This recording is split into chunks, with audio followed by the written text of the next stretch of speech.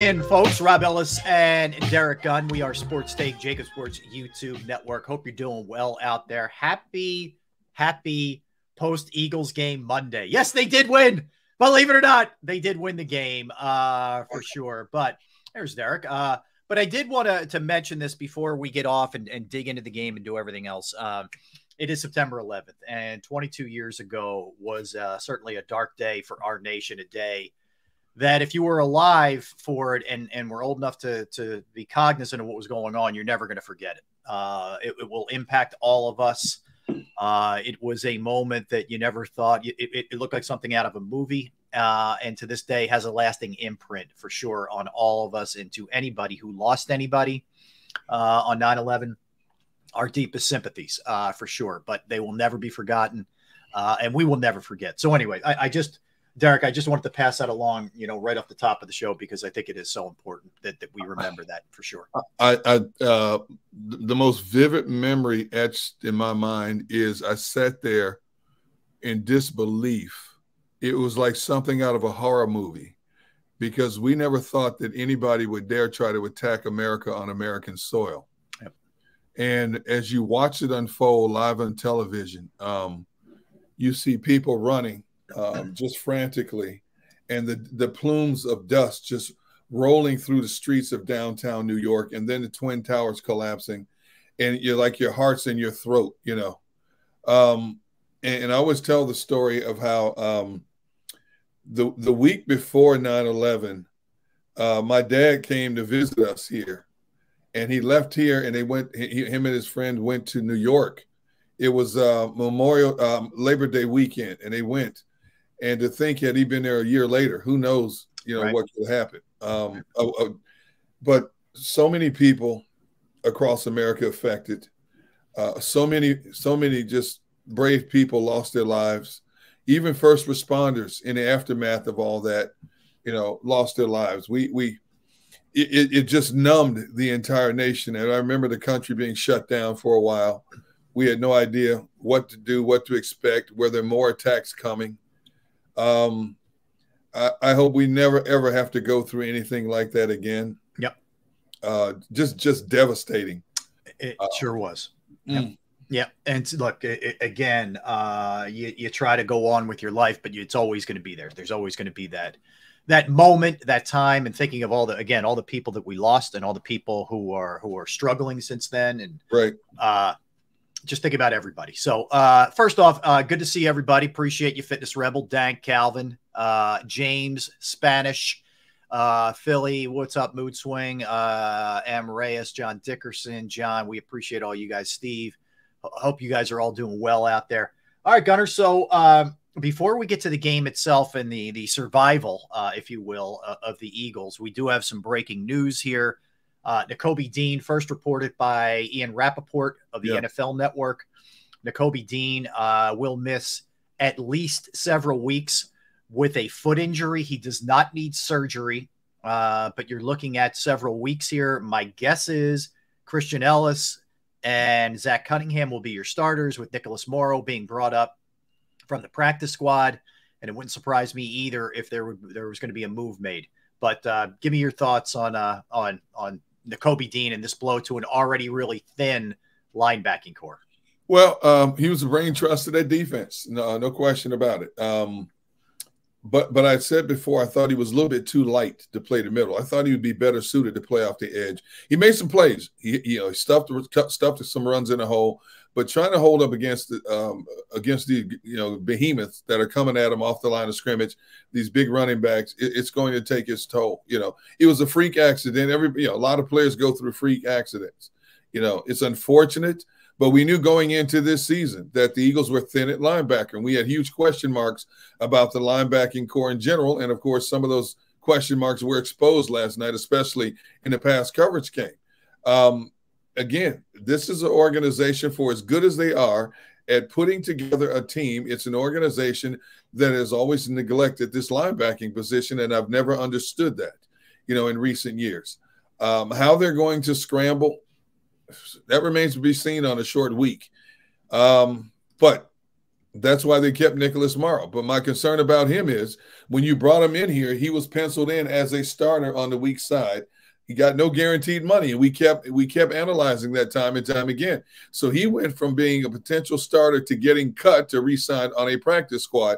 They bring in guys later in camp, Cunningham, and he get beat out. Christian Ellis, he gets beat out. So how effective will he be? If they weren't that sure about him to begin with, how do you expect it to plug and play and him to be any more effective than what we saw this past Sunday against a very bland Patriots offense? Now, say what you want to say about the Vikings, but they do have more explosive weapons. And once again, between the linebackers and the safeties, defending the middle of the field is a problem. And I can see it being a problem Thursday night because now you got to face that highest paid tight end in the NFL in T.J. Hockenson. But it's a shame that this young man got hurt. This team will move on. Hopefully there's enough veteran presence. Darius Slay talked about it after the game, about how veteran presence got them through yesterday. Well, now they're really going to have to lean on that veteran presence Thursday night. Yeah. So let's dig into it because, I mean, look, there's a lot of different ways to look at this thing. You know, certainly I think there's a case to be made for it's never easy to win in the NFL. It's particularly not easy to win on the NFL on the road. It's the first game of the season when there's a lot of sloppy play around the league. Just yes. If you peaked at Cincinnati and Cleveland, you know what I'm talking about with the Bengals. And you're going against the Hoodie, who is perhaps, you know, you could make a case he's the best defensive mind that's ever done it, right? So there's a lot of different ways to look at this thing. I was not particularly thrilled with the game plan. Right. The whole game felt choppy and out of rhythm. And I don't know exactly what they were trying to accomplish there. I'm talking offensively. We'll get into the defense and everything else. But I didn't like that particularly. I like Kenneth Gainwell, but Kenneth Gainwell to me is not someone who should be a feature back. That guy had 8 touches on the first drive. I was shocked. Swift touches the ball twice, and Penny's not active. Was weird. DeAndre got 1 pass and 1 rushing attempt. I don't understand that. You deactivate Penny, first of all. He was a healthy scratch, which I don't understand. And then on top of that, the guy you brought in who basically, of the 4 backs, the most electric of the 4 backs is Swift. And you basically diffused him with just 2 touches? I didn't understand the play calling at all. They went down the field the opening game, very methodical. You know, they took 3 instead of getting to 7. But it was like, okay, here we go. They've got the Patriots right where they want them. But you give Bill Belichick 7 months to break you down as an offense, he's going to find some weak links. And after the game, A.J. Brown said, you know, Belichick threw so many different coverage looks at us, we didn't have time to adjust. But that's what Belichick does. I said on our JAKIB Media pregame show yesterday, Rob, I said, I expected to see a lot of Belichick with 5 DB sets, including 3 safeties at time, because they wanted to get size on the field. They wanted to get speed more in the back end of that defense to combat the Eagles wide receivers without giving up a lot of size. Sure enough, 5-man front, 1 guy roaming in the middle, 5 on the back end. And that's exactly what they did, mix and match, and it worked. And now you understand why the Patriots have one of the better defenses in the National Football League. Unfortunately, they don't have more firepower on that offense. But once they figured out how to attack the Eagles, it made it an interesting game. No, sure. You know, a lot closer than it should have been. Derek, for a minute, you're saying to yourself, man, they're just going to blow them out. I mean, this is going to be feet up, relax, 16-0. Mac Jones can't do anything. The Eagles are just going to tee off, and the offense is going to start clicking, etc. And then all of a sudden, probably about midway through the second, New England started getting a rhythm offensively. Yes. And, you know, you were looking at 2 really time-consuming. In fact, I'll give you exactly how long the drives were for them to close out the half. But they end up going and scoring twice before halftime. And then all of a sudden you're saying to yourself, all right, this is kind of a game here, you know, and what are the Eagles going to do? So they went on a 10-play, 71-yard drive that made it 16-7, then a 6-play, 63-yard drive. And all of a sudden at the half, they're feeling pretty good about themselves. And they get the ball coming out in the halftime. Right. And the other thing that stood out to me too, you know, in really after the Eagles' first 2 drives, that first drive wasn't bad. They settled for a field goal. It was a pretty good drive as they moved the ball down the field. But drives 3 through 7, Derek. Yes. So, you know, this is where they really started to kind of stumble, and you felt like, all right, something's going on here. But drives 3 through 7, you know how many net yards they had? 2 net yards. Yep. On 5 drives. Yep. So that's when you were saying this doesn't look a whole lot like last year's offense. That's for sure. You know, let me add this also as we continue to move on in this show. We saw a lot of bad football yesterday. We saw some exciting games. We saw some shocking outcomes. We saw a lot of bad football. But when you play a bad football that first week and you can come up with your thumbs up instead of your thumbs down, I'll take that any day of the week. And the Eagles were lucky to escape New England with that win. So you take it for what it's worth. They don't have to look pretty as long as you get the W and not the L. But there's so much to break down with this team. And the one thing I noticed, you know, in correlation to what A.J. Brown was saying, I thought the Patriots defensive ends played a disciplined game in terms of not over-pursuing Jalen Hurts and they kept him in a corral a lot of times. Right. They didn't give him a lot of running lanes. And think about this. When was the last time you saw Jalen get outside of the pocket and pat the ball and either slide, try to step up and run and slide after a couple of yards, or throw it out of bounds? He had nowhere to go with the ball. Nope. And that's directly correlated to what A.J. Brown was talking about. You know, you thought you saw one thing when the ball was snapped, and all of a sudden they switched it up on you. Yeah. So, you know, people can say, yeah, it goes back to the Eagles not playing their regulars in the preseason. I get that. But Andy Reid played his regulars in 2 games in the preseason. They lost their season opener. Now, granted, they didn't have Kelsey, but you had guys dropping balls like hand grenades for Kansas City. So it's an either or. Now, what did Sirianni say after the game? I thought it was interesting. He said, I'm going to go back and look at the way we do things. And he said, if in hindsight, if I could do it over again, I probably would have got these guys some reps in the preseason games, which my first reaction was good. I appreciate the honesty and the thought process, but I also wonder, because look, we know this isn't an autonomous thing where it's just him making that decision. I don't know that Howie Roseman would sign off for that, because they value these guys being healthy over the rust that you're going to deal with in week 1. They just do. So Nick may say that, but that doesn't mean that's going to happen. True. It's true. And you know, it's like split down the middle. Half teams don't play their regulars. The other half want to get them at least a series or 2. Yep. You know, so it's either or. We'll really find out by week 3, week 4, who is and who isn't. Yeah. You know, that's always the case. You know, even back in the day when everybody, you know, Andy Reid era, when everybody played their regulars, you know, the gradual progression, first preseason game, guys played a couple series. The next, they might play a quarter or a half. The next game, they play 3 quarters. And then after that, you didn't see them in that final preseason game. Mm-hmm. Well, with one less preseason game, you have to change the mindset a little bit. You know, and it's basically at the discretion of the organization in terms of what they feel they need to get out of a preseason game compared to, hey, I want my frontline guys front and center when we open the curtains on the regular season. Yeah, I mean, that's really what it comes down to. Like, if you watch the games yesterday, you really wonder, like, the Giants just got steamrolled, and we'll get into that later. You know, other teams like Cincinnati look bad. Minnesota, who the Eagles are playing Thursday, lose at home. Yeah. Tampa.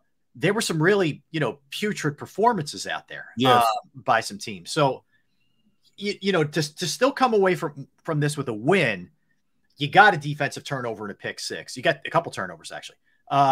When you absolutely had to make a play late in the game, you made a play late in the game. So, I mean, there are positives to glean from this thing. I think the issue is, Derek, the bar's set so high, rightfully so, with this team, that anything short of very good play, there's going to be a tinge of disappointment. And that's, you know, yesterday was not pretty by any stretch. I think the conditions came into play a little bit, but they didn't play as well as they need to. Like you saw what Dallas and San Francisco did. The two drives in the NFC. Yeah. They came out on a mission, and the Eagles weren't on a mission yesterday. They were a team that played well enough to get by. The defense played about like I expected because there's so many question marks with the plethora of new coaches, new personnel. it's going to take some time. And you've got two young guys playing center field for you back at the safety. That was to be expected, in terms of not having that confidence in the defense until we get to see it. Offensively, it was a little shocking after that first drive of how they kept stumbling. 4 consecutive drives they had to punt. In the second quarter, the Patriots outgained them like 137-19 in the second quarter. Second quarter is usually the Eagles' quarter. It was last year anyway. This is a whole new ball game. And like I said last week, all of these defensive coordinators the Eagles are going to face this year, they've had a whole offseason to study this Eagles offense now. Right. And I guarantee you some of them are going to try to emulate what Belichick did yesterday, in terms of trying to disguise things better to slow down this offense. How much will it work? This year's blueprint has been laid. It has. Yes. Now, granted, you don't have Belichick orchestrating your defense across the board. That's true. But you do have some good coordinators they're going to face. One of them is Thursday night. Now, Brian Flores doesn't have the personnel that Belichick does. But Brian Daboll's a well-respected defensive coordinator across the National Football League. Yep. So what kind of scheme is he going to come up with to try to slow this team down and get his offense in sync? Eagles know this. Yeah. Now, what did Sirianni tell us? We haven't seen half the playbook yet. So it's going to gradually open up. Again. Depends on the type of personnel. What are they going to look like by the time they get ready to play the Jets defense and Buffalo's defense? It's going to be interesting. That's and by the way, question. Both of those defenses are on showcase tonight. I can't wait. I can't wait for that game. But we're going to get it. We're going to go through the entire week one too. What went down yesterday, the big games. We'll go into that. We'll look at the NFC East. We'll look at what obviously the Jets and the Giants and the Cowboys last night. Washington survived the Cardinals, and we'll look at the Vikings and what they did yesterday too. We'll get into all that. The one thing I would say to Eagles fans, and look, this is coming from somebody who said they win 11, 12 games and got blasted by Eagles fans who are like, you're crazy, they're going to win 15. But what I would say is they didn't play particularly. I know they put up 38 points, but I don't think they played particularly well last year in Detroit. And they got out of there alive. They made enough plays that they had to make, and they made adjustments. Actually, they made an adjustment in week 2. Yeah. Really handled the Vikings 24-7, where Jefferson did nothing. Cousins threw 3 interceptions, and Jalen Hurts had over 300 yards. So it is a week-to-week league sometimes. The Eagles made it look easy to an extent last year, to their credit. You're going to have these kind of games. And later in the year, we're going to look back. We're not going to say, oh, it was kind of ugly. We're going to say, who cares? They won. They won. Yeah. So it's not panic time, but you know what it is? It's like there's certain things on your radar now that I think you have every right to be concerned about, but it's definitely far from panic time. I think, the best thing about this team too is, Derek, I think they're a very accountable bunch. I agree. A.J. Brown basically said, hey, if our defense didn't do what they did, we probably lose. Jalen Hurts, we all take full accountability of this thing. It was not good enough. So I think they all collectively as a squad realize that they didn't play their best game, their A game. Well, I mean, and rightfully so. When you don't play your regulars in a regular season, you can't expect to be the initial performance when it counts to be perfect. You just can't. Everything's about timing and rhythm. Even with that offense, it's still about timing and rhythm. And you played a guy who is the master of disguises on defense, and you still found a way to get a win. Now, I jokingly, we do on our JAKIB Media postgame show, Players in a Game, and Seth and I both gave it to Jake Elliott. If it wasn't for Jake Elliott hitting those long field goals, they don't win this game. One 48-yarder, he ricocheted off the upright. If he doesn't make that, 51, 48, 56-yard field goals in sloppy conditions, they don't win that game. Mm-hmm. So everybody pitched in when they had to. Special teams had one gaff the entire game. I thought special teams played decent. So everybody, this was all hands on deck type win for this team. That's what you need. That's what you need sometimes. Mm-hmm. Yeah, I'm with you. Hey, another injury update. Jeff McClain from the Inquirer tweeted out a little bit earlier. Fletcher Cox should be fine. An NFL source said Cox had an MRI this morning after he suffered friendly fire, a shot to the ribs when he collided with Zach Cunningham. Yeah. Availability for Thursday's game could depend on pain management. So that's the latest on on Fletcher. So really, your takeaway from this in terms of injuries, Nakobe Dean is definitely that's a biggie. But it seems like everybody else, Fletcher came out for a minute, Bradbury came out for a minute, Blankenship came out for a minute. Looks like everybody else got through this thing relatively clean. So again, that's another positive to look at. Well, I always remember, players like, Trotter, Doc, and even Seth over the years telling me that for them, preseason was the time to get your bodies hardened, to get that callus on your body. And when you don't play as much, those soft tissue type injuries, those little aches and pains take a little bit longer to heal. But when they heal, they're forming that so-called callus to get your body ready for the trials and tribulations of a regular season. Unfortunately, the Eagles are one of those teams. They have to use that first game of the season to get their body, calloused for what's to come. And so for 2 years in a row now, they've had to go through this. It wasn't pretty, but they found a way to get it done, start the season off with W's. So let's build from there. They're going through some aches and pains. They're going to lose Nakobe Dean for a couple of weeks. Hopefully it's not long-term. You got to keep a close eye on that. Who steps up? Who fills the gaps? To keep this machine rolling. Is Howie going to have to make another move to fill some voids along the way? So it's all relative to how they go through their training camp to get ready for what's to come. And here we sit today. You breathe a sigh of relief because they got the win, but you're saying, man, you got a lot of things to fix as you continue this journey. Yeah, no question. And I would feel differently. Like, I think there are some teams that would just look at it like, we won. Who cares? We don't need to work on anything. I don't think that's this bunch. So I feel good about them understanding, what the issues are, what they need to do. And I think there's a reality check. Not that they were sniffing themselves, but just that, guess what? This is going to be different this year. You're not going to roll through teams like you did last season. It's just not going to be that way. It's going to be more of a slog. You're going to have to survive. You got to figure out ways to make plays, during times that you have some adversity. And that's exactly what they had to do yesterday. They made a couple plays here and there. Jalen fumbles, and you're thinking, oh my God, here we go. Yeah. But, they survived it. And not everything.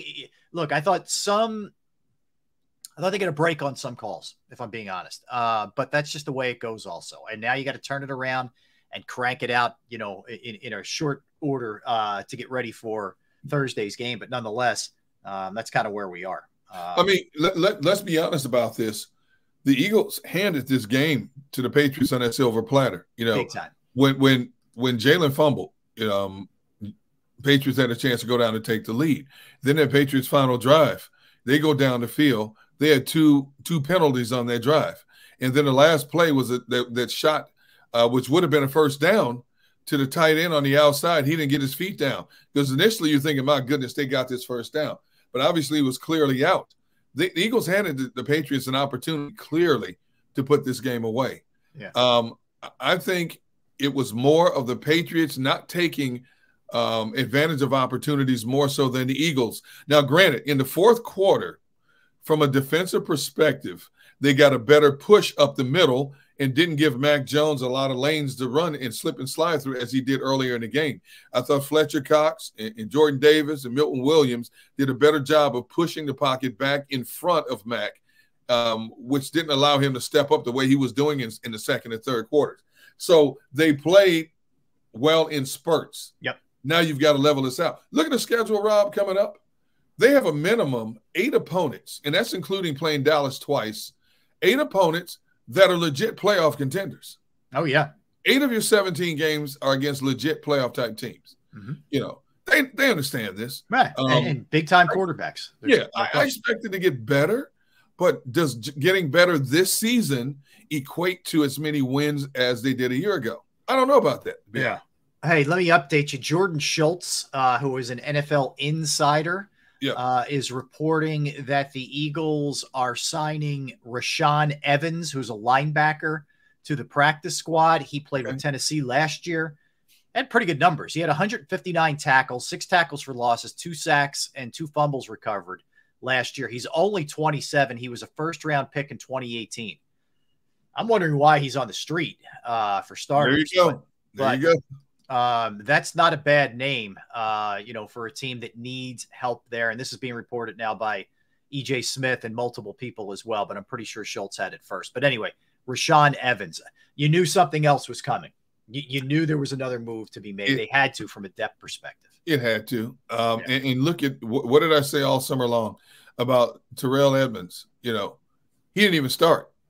Justin Evans started in his place. And I said, when a Mike Tomlin gives up on a defensive player when he's still in his prime, that's a big question mark for me. And sure enough, he goes through training camp relatively quiet. Preseason game, you don't hear much from him, the few plays he played. All of a sudden, you hit the ground running. He's not starting. You got two young guys back there starting. So what was it about Terrell Edmonds that the Steelers didn't like, that the Eagles finally realized, maybe this is not what we're looking for?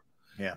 So now you got, will it be some more help coming on the back end of the defense when they sit down and look at the film? Because Mac Jones, he threw some beautiful balls down the middle of the field. Okay. Mm-hmm. And that's Mac Jones. That's not even the best of the best coming. Okay.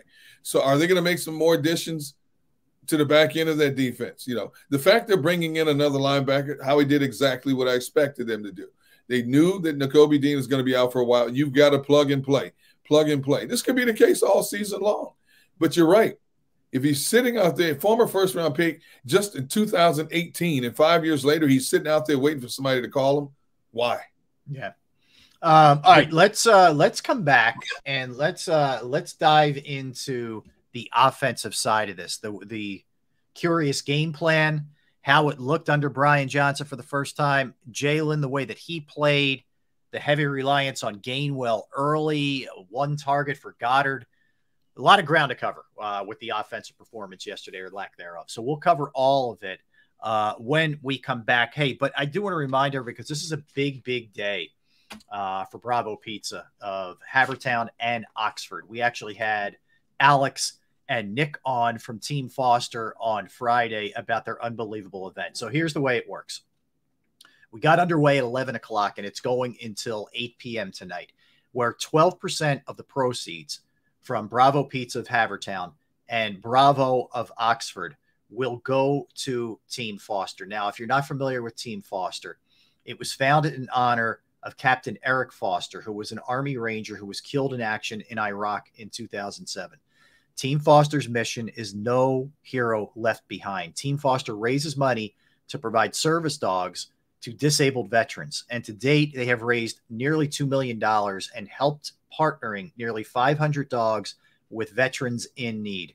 More than 20 vets and service members lose their lives to suicide every single day. And these service dogs are invaluable to that fight. They're more than just pets. They're service animals who are highly skilled, life-saving animals who have been trained for 2 years and cost approximately $25,000 per dog to train. So you can go to teamfoster.org/donate, teamfoster.org to donate, or very simple, just please stop by Bravo Pizza of Havertown and Bravo Pizza of Oxford, where you can donate. Again, whatever you buy, you don't even have to mention Team Foster or JAKIB Sports or Sports Take. You go in there, whatever you get, 12% goes to this great cause. And again, there you go, teamfoster.org/donate. Bravo Pizza of Havertown is located at 1305 Westchester Pike, Manoa Shopping Center in Havertown. Their number is 610-446-3810. That's 610-446-3810. And then, of course, there is Bravo Pizza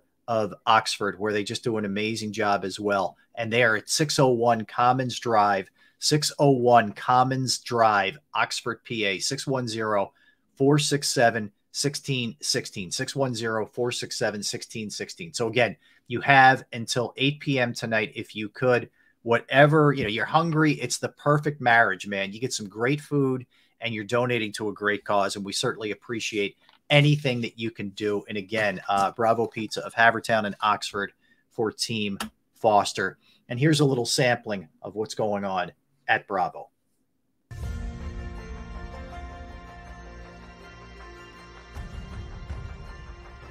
I remember getting my heart broken when they lost the Super Bowl in 2004.